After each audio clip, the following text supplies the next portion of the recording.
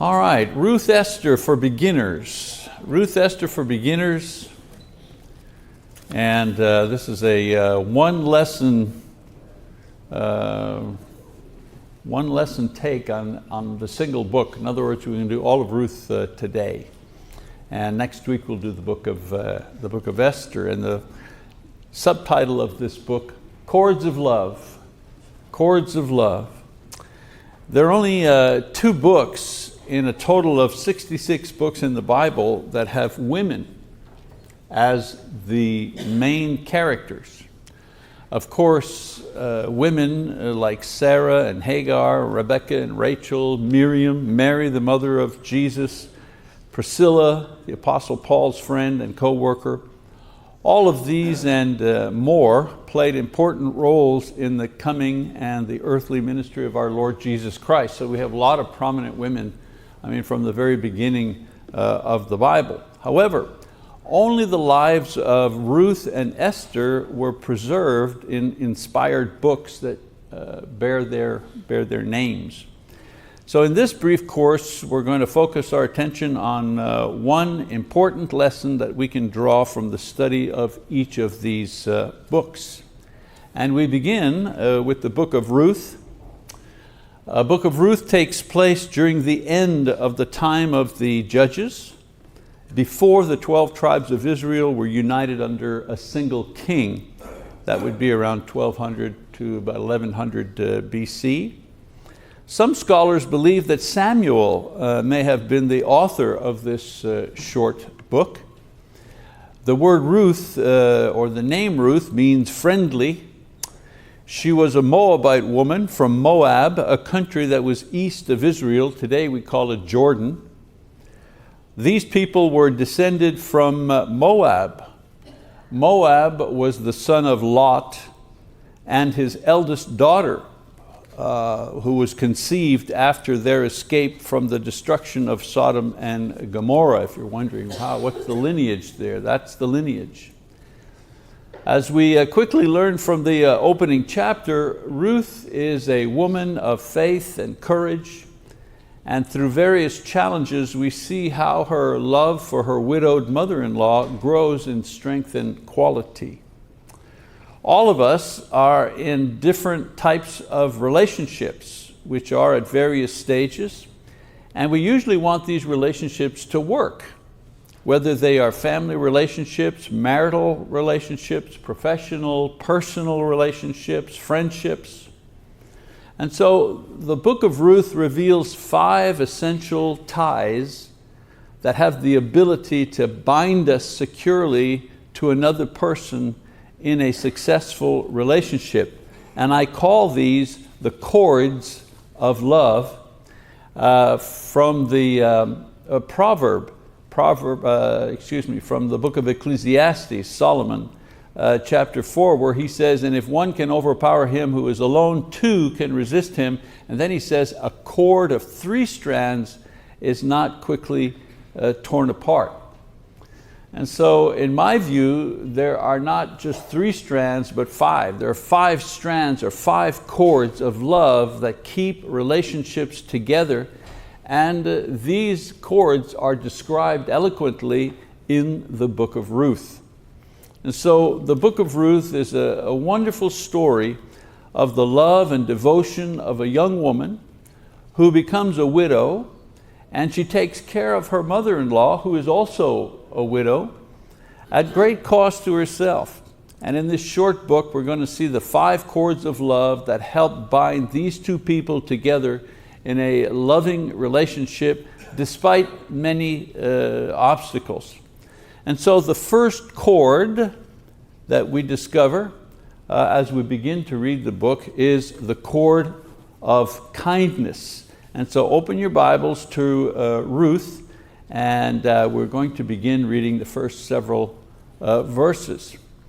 It says, now it came about in the days when the judges governed that there was a famine in the land. And a certain man of Bethlehem of Judah went to sojourn in the land of Moab with his wife and his 2 sons. The name of the man was Elimelech, and the name of his wife Naomi, and the names of his 2 sons were Mahlon and Chilion, Ephrathites of Bethlehem in Judah. Now they entered the land of Moab and remained there. Then Elimelech, Naomi's husband, died, and she was left with her 2 sons. They took for themselves Moabite women as wives. The name of the one was Orpah, and the name of the other Ruth. And they lived there about 10 years. Then both Mahlon and Chilion also died, and the woman was bereft of her 2 children and her husband. Then she arose with her daughters-in-law that she might return from the land of Moab, for she had heard in the land of Moab that the Lord had visited his people in giving them food. So she departed from the place where she was, and her 2 daughters-in-law with her. And they went on the way to return to the land of Judah. And Naomi said to her 2 daughters-in-law, "Go, return each of you to her mother's house. May the Lord deal kindly with you as you have dealt with the dead and with me. May the Lord grant that you may find rest, each in the house of her husband." Then she kissed them, and they lifted up their voices and wept. And they said to her, "No, but we will surely return with you to your people." But Naomi said, "Return, my daughters. Why should you go with me? Have I yet sons in my womb that they may be your husbands? Return, my daughters, go, for I am too old to have a husband. And if I said I have hope, if I should even have a husband tonight and also bear sons, would you therefore wait until they were grown? Would you therefore refrain from marrying? No, my daughters, for it is harder for me than for you, for the hand of the Lord has gone forth against me." And they lifted up their voices and wept again. And Orpah kissed her mother-in-law, but Ruth clung to her.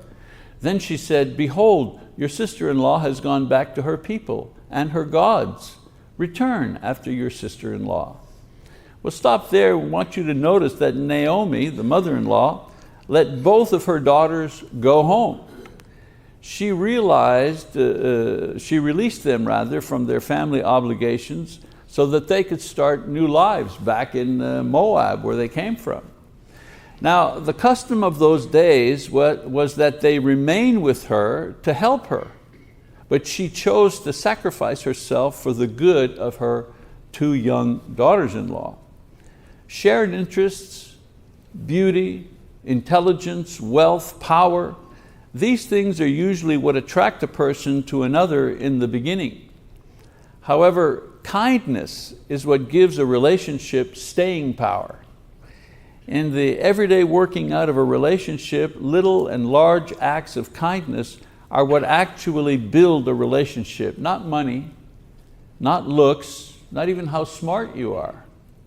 Conversely, lack of kindness, such as being impolite or inconsiderate or thoughtless or stingy with compliments or kind gestures, these are things that lead to boredom and eventual separation. And so kindness is the first cord necessary to secure 2 people together in any relationship, whether it be marital relationship or a business or a friendship. Kindness is the first cord of love. The second cord of love mentioned in the book of Ruth is the cord of loyalty, the cord of loyalty. Let's continue reading about this particular cord. It says, "But Ruth said, 'Do not urge me to leave you or turn back from following you, for where you go, I will go, and where you lodge, I will lodge. Your people shall be my people, and your God, my God. Where you die, I will die, and there I will be buried. Thus may the Lord do to me, and worse, if anything but death parts you and me.' When she saw that she was determined to go with her, she said no more to her. So they both went until they came to Bethlehem. And when they had come to Bethlehem, all the city was stirred because of them. And the women said, Is this Naomi? Naomi? She said to them, 'Do not call me Naomi, call me Mara, for the Almighty has dealt very bitterly with me. I went out full, but the Lord has brought me back empty. Why do you call me Naomi, since the Lord has witnessed against me, and the Almighty has afflicted me?' So Naomi returned, and with her Ruth the Moabitess, and daughter-in-law who returned from the land of Moab. And they came to Bethlehem at the beginning of a barley harvest. And so in here we see the second chord of love, which is loyalty. Ruth's life and loyalty was sworn to her husband and his family. And to that family, she remained loyal. She wanted to live where they lived. She wanted to become as they were. And more importantly, she wanted to worship as they worshiped. She saw that her life changed for the better as a pagan Moab woman who married a Jew who was a believer in God. And she wanted to remain loyal to this way of godly living and to these godly people, even if it meant giving up her chance at remarriage. For Ruth, being a widow among God's people was better than being married among pagans. The loss of her husband did not shake her loyalty to his family and beliefs. Trust, loyalty, faithfulness, perseverance, these are pillars of a lasting relationship. You know, each time a crisis or an argument or a disappointment or a sin fails to destroy a relationship, that relationship grows much stronger. I tell you, nothing strengthens relationships more dynamically than a show of loyalty at a critical moment. When I see my wife or my friend or my family or church members or business associates choose to stay loyal to our relationship when temptation or trial or other options come along, it makes me rejoice, and it enables me to actually feel the cords of love binding me together. Isn't it great when someone sticks with you during a difficult moment? Even when you act unseemly, even when your own actions are not as good as you would like them to be, you fail. But your people, your friends, your family, your wife, your partner, whoever it is, they stick with you through those difficult moments. That show of loyalty is an absolute binding cord that binds you together in a longer lasting relationship. Cord number 3 is the cord of hard work. The cord of hard work.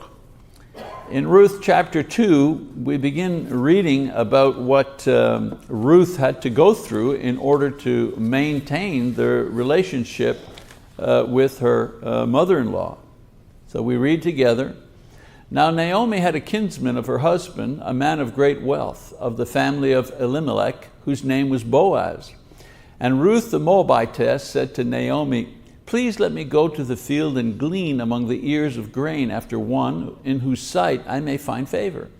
And she said to her, 'Go, my daughter.' So she departed and went and gleaned in the field after the reapers.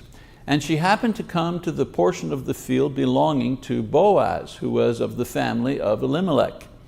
Now behold, Boaz came from Bethlehem and said to the reapers, 'May the Lord be with you.' And they said to him, 'May the Lord bless you.'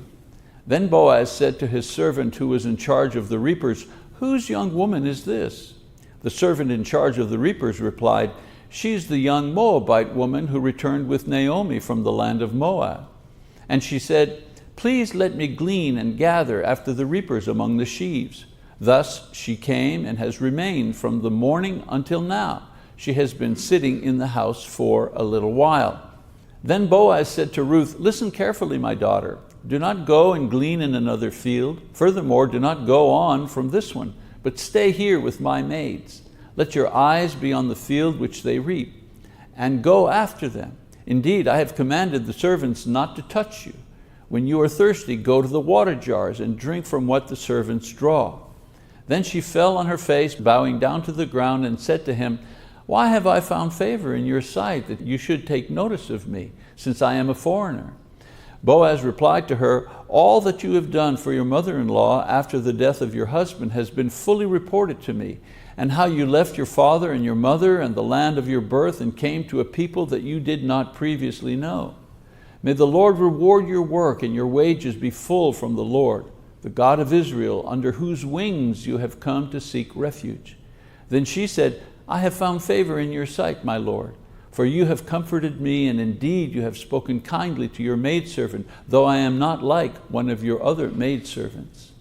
At mealtime Boaz said to her, come here, that you may eat of the bread and dip your piece of bread in the vinegar. So she sat beside the reapers, and she served her roasted grain. And she ate and was satisfied and had some left. When she rose to glean, Boaz commanded his servants, saying, let her glean even among the sheaves, and do not insult her. Also you shall purposefully pull out for her some grain from the bundles, and leave it, that she may glean, and do not rebuke her. So she gleaned in the field until evening. Then she beat out what she had gleaned, and it was about an ephah of barley. She took it up and went into the city, and her mother-in-law saw that she had gleaned. She also took it out and gave Naomi what she had left after she was satisfied. Her mother-in-law then said to her, where did you glean today, and where did you work? May he who took notice of you be blessed. So she told her mother-in-law with whom she had worked, and said, the name of the man with whom I work today is Boaz. Naomi said to her daughter-in-law, may he be blessed of the Lord, who has not withdrawn his kindness to the living and to the dead. Again Naomi said to her, the man is our relative. He is one of our closest relatives. Then Ruth the Moabitess said, furthermore he said to me, you should stay close to my servants until they have finished all my harvest. Naomi said to Ruth her daughter-in-law, it is good, my daughter, that you go out with his maids, so that others do not fall upon you in another field. So she stayed close by the maids of Boaz in order to glean until the end of the barley harvest and the wheat harvest, and she lived with her mother-in-law. So in the story of Ruth, we see that her relationship with Naomi caused her to actually work very hard. They had to earn a living, they had to eat. And so she served as a hired hand, and as such, she had no guarantee of payment, she had no guarantee of protection. Now, the parallel in today's relationships is obvious. You've got to work at it. You've got to work at it. Whether it's a marriage or a friendship, you've got to work at it. You know, many partnerships, marriages and friendships fail simply because of laziness. People think that relationships flourish and nourish themselves, but they don't. You've got to continually care for them, much like you care for a garden or a car. My mother used to say that a relationship is like a fire in a fireplace. You have to continually add wood and stir the ashes to keep the flame going. In a relationship, the best way to do this are the following couple of ideas. First of all, communicate honestly and deeply with each other on a regular basis. You want to build a relationship? You've got to work at it. What kind of work do you have to do? Well, communication, honest communication. For example, have regular heart-to-heart talks. So many times we let things go by, or we swallow our feelings and resentments, and in doing so we allow anger and resentment to boil. A good, honest talk from time to time is liberating and joyful as well. When we really speak to each other from the heart, it clears the air and it helps us to go forward in our relationship with enthusiasm. Another way to work at our relationship is to do things together. Work together, play together, serve together, learn together, explore together, build together, dream together. The natural and easy thing to do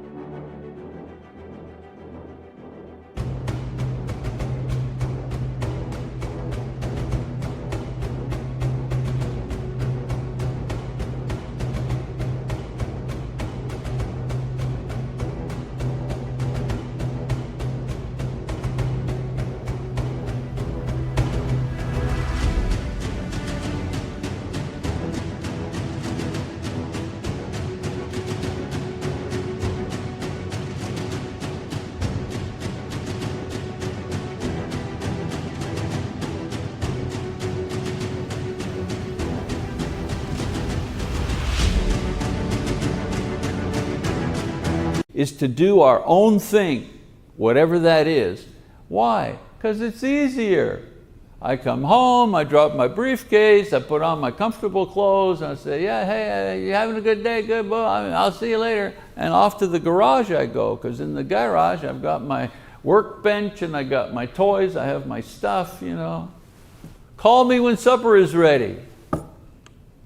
And after supper is, for me anyways, the newspaper, you know. On the tablet or just just a regular newspaper, it's the newspaper. And then later on, maybe it's my quiet time. I got to do my Bible reading. I want my quiet time now. And then maybe a little TV and say, you ready to go to bed? Yeah, okay, well, good night. That's not working at it. We can't have it both ways. We can't have intimacy and the rewards that come with a good relationship, but continually ignore that relationship in order to do our own thing. Relationships work because people go from my own thing to our thing. The work comes from the trial and error of figuring out what our thing is. Now, don't get me wrong, this doesn't mean that we abandon all of the activities that we like to do by ourselves. I didn't say that. But it does mean, however, that we make room for some new things that build our relationship and not just build ourselves. Another thing to do if you're working at it, share spiritual things. Every relationship improves with Christ. Every relationship improves with Christ. Business relationships open up with Christ. Friendships go deeper when Christ is part of the relationship. Marriages solidify when the Spirit of Christ enters the relationship. Here are some stats from an older study once done to measure the effects of religion on marriage. Out of the couples where there was no spiritual life whatsoever, the husband, the wife, neither one of them had any spiritual life, no prayer life, no church life, nothing, no spiritual discussion or interest at all. The rate of divorce, 1 out of 2. You often hear that, the rate of divorce in the United States, almost 50%. However, what they don't talk about, the news, the numbers they don't give you are in a relationship where one partner is a person of faith. They practice faith, they go to church, they pray, they read their Bible, whatever. One partner practices faith. Even if the other one doesn't, one partner practices faith, the rate goes up to 1 out of 40. And in a relationship where both partners are actively involved in their faith, pursuing a faith, the rate goes to 1 out of 400 divorce. Sharing spiritual things is not simply saying we're Christians or we're believers. Sharing spiritual things means to be actively involved in spiritual things, like we worship together, we pray together, we serve together, we learn together. The great encouragement for relationships based on Christ is the fact that these have hope not only for this life, but also for the next life to come as well. Let's briefly review then what we've learned so far in this chapter. The third chord of love is hard work. And the best way to work at a relationship, as I said, communicate honestly, do things together, share your spiritual lives together. The easiest thing to do in a relationship is to take each other for granted. Why? Well, because we're busy, or because we're tired, or because we're selfish, or because we're distracted. However, people who enjoy successful relationships do so because they have invested time and effort into the relationship, just like every other successful thing in their lives. If you're going to be a success at playing softball or shooting hoops or whatever, you've got to practice. What makes us think that we're going to be successful at marriage with no practice, with no effort, like it's supposed to happen all by itself? Well, no, it doesn't. You can't put two sinful people together in one relationship and think that everything's just going to work out by itself. You have to work at it. All right, the fourth chord of love is the chord of patience. The chord of patience. In Ruth chapter 3, verses 1 to 4, and then I skip over to verse 12. So it says in chapter 3, it says, "Then Naomi, her mother-in-law, said to her, 'My daughter, shall I not seek security for you, that it may be well with you? Now is not Boaz our kinsman, with whose maids you were? Behold, the winnow's barley at the threshing floor tonight. Wash yourself therefore and anoint yourself, and put on your best clothes, and go down to the threshing floor, but do not make yourself known to the man until he has finished eating and drinking.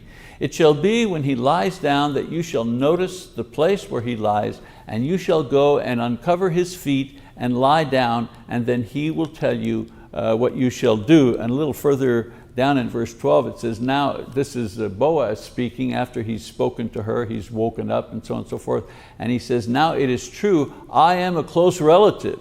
However, there is a relative closer than I." And here the discussion was that by uncovering his feet, Boaz wakes up. She mentions to him that he's her close relative. Then he has the right to take her in marriage. And then here he says, well, that's true, but there's one person who's even a closer relative than I. And that sets up the next scene. Well, as far as this is concerned, the only way that Ruth could guarantee a better and stable life for herself was for her to marry in that society. The custom at the time, however, was that whoever married her now had to promise that their firstborn son together would inherit her dead husband's land. That was the idea of the Redeemer to buy back. In reading on, we find out that there is a closer relative than Boaz who refuses to marry Ruth, and when he gives up his right, Boaz steps forward, and he takes Ruth as his wife. Of course, in those days, few men wanted the responsibility of raising a child to carry on another man's name and inherit another man's property. And when you think about it, Ruth, she was not a young virgin anymore. She was a liability as far as finance and property were concerned, and thus she didn't have much hope to get married. But she was patient. She was willing to follow Naomi's advice. The hope that both these women had was that the richest man in the area would not only marry her and provide an heir for her dead husband, but would do this at personal, financial, and social risk to himself. Think about it. He could have had anyone. Why take as wife a poor Moabite widow? And so this episode shows us that the best partnerships work together patiently for the good of the relationship. I've learned from experience to listen to my wife's advice, especially when her counsel makes me upset. I've learned that not all matters and obstacles in a relationship can be settled in one day. This idea of we got to have closure. We go for closure and we talk and talk and talk and talk and talk and talk, yak, to get closure. Well, some things don't get resolved in a day. My wife used to say at about 4:30 in the morning, I think we can save some of this for tomorrow, darling.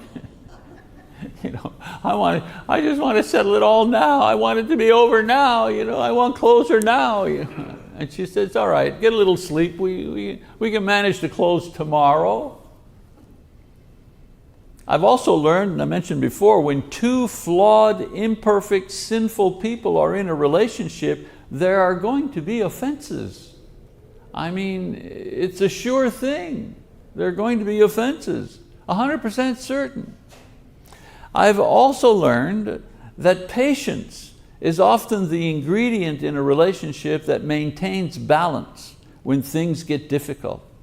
If loyalty is the rope that binds you closer together, Patience is the rope that keeps you in the relationship when all the other ropes give way. Patience is the safety rope when the others fail. Patience is the willingness to go on despite discomfort. It is the willingness to wait. It is the ability to carry a heavy load without discouragement. It is the desire to forgive and make allowances for other people.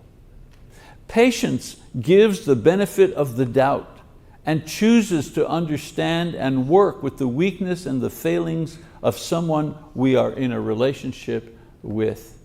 Patience doesn't say, I can't do this anymore. You see that all the time, you know. I can't do this anymore. And my answer to that is, why not? Why can't you do this anymore? Are you suffering so badly that you know?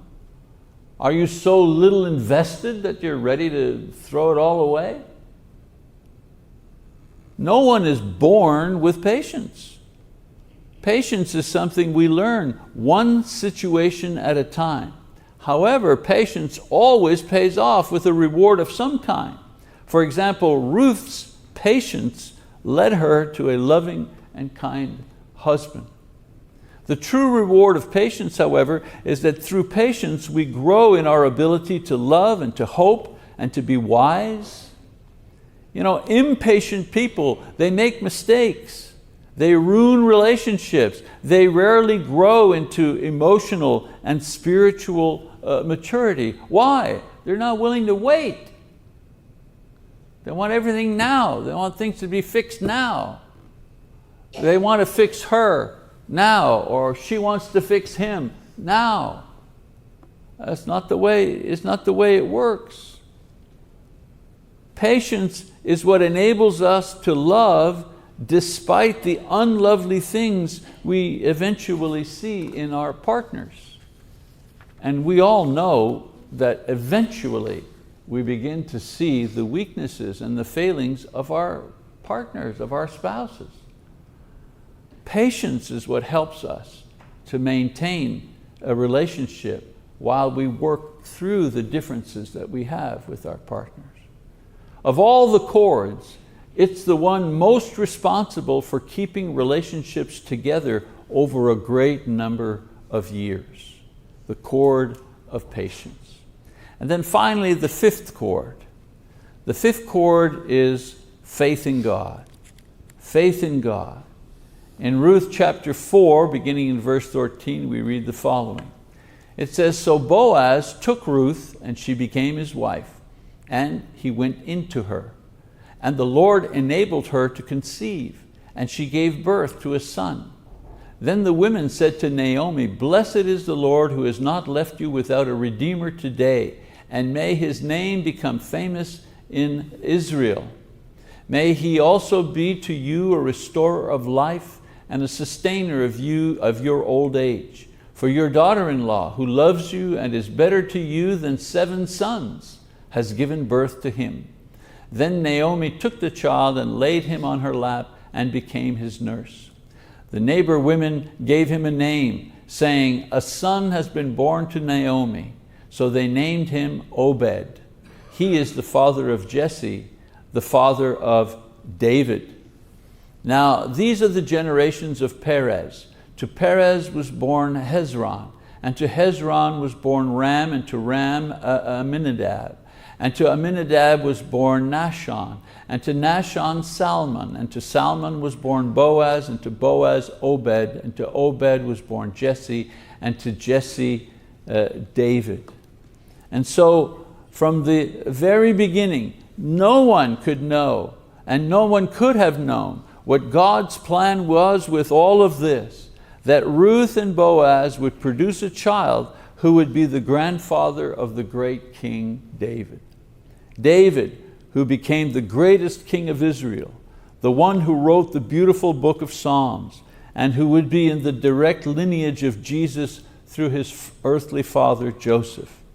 Ruth's faith in God began with Naomi, and then the man she married, Boaz, and each entered into a relationship with one another based on faith.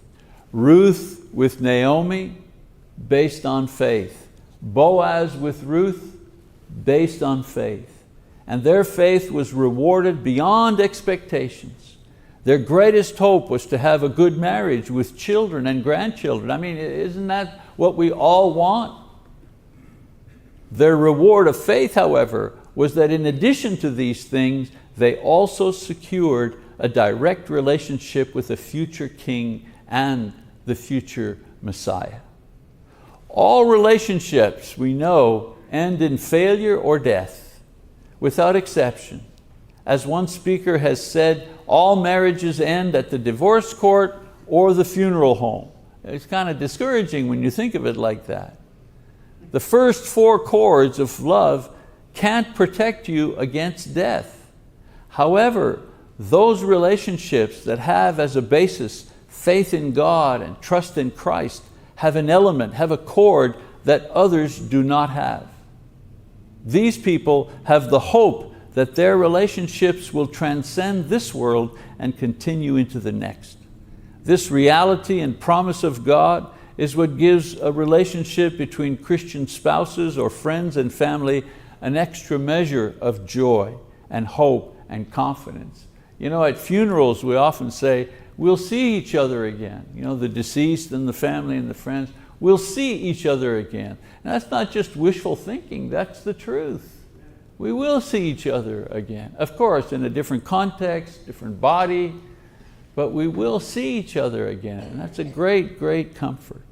And so adding the cord of faith to our relationships closes the circle of eternity between ourselves and other believers, no matter how we are related to them.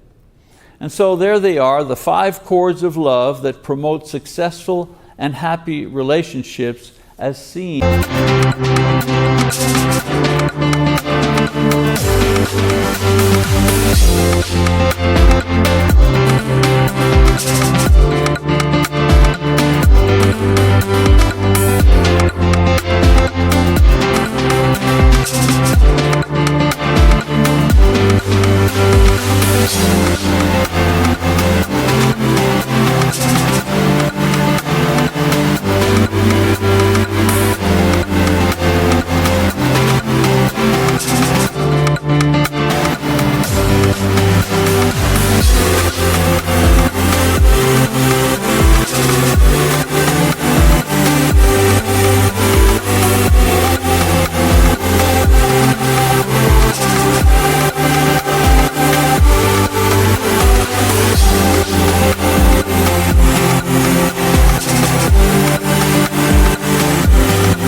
In the book of Ruth, show them once more. The cord of kindness builds up a relationship. The cord of loyalty binds it strongly together. The cord of hard work breaks the boredom cycle. The cord of patience balances the relationship in troubled times. The cord of faith brings a relationship into another dimension. So you may be thinking, where's the cord of love? You kept thinking, the cord of love, how come there isn't a cord of love? Isn't that necessary for a happy and lasting relationship? Absolutely. Yes, love is necessary and love is there. I've just described love to you. This is what true love looks like when it is present and being expressed by 2 individuals in any relationship. Love is kindness and loyalty and hard work and patience and faith in God. That's what love is in a relationship. When you take all the 5 strands together, they produce love. My prayer is that these cords of love will surround and bless each of your relationships. God bless each of you and each of your relationships now and in the future as you pursue to produce the cords of love that will bind you with your loved one forever and ever again. All right, well that's the book of Ruth. Little assignment, and that will be to read the book of Esther. We don't have time to read all of the books. I may read some passages, but if you read the book of Esther, you'll be prepared for the lesson next week. All right, that's it. Thank you very much for your attention.